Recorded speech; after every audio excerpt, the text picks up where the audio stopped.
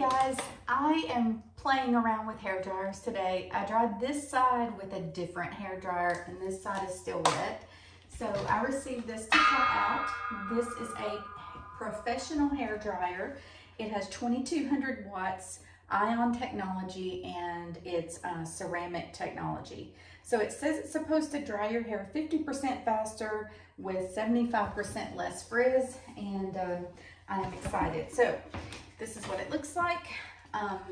It's beautiful. It's purple and gold. It's really classy looking, definitely does look professional.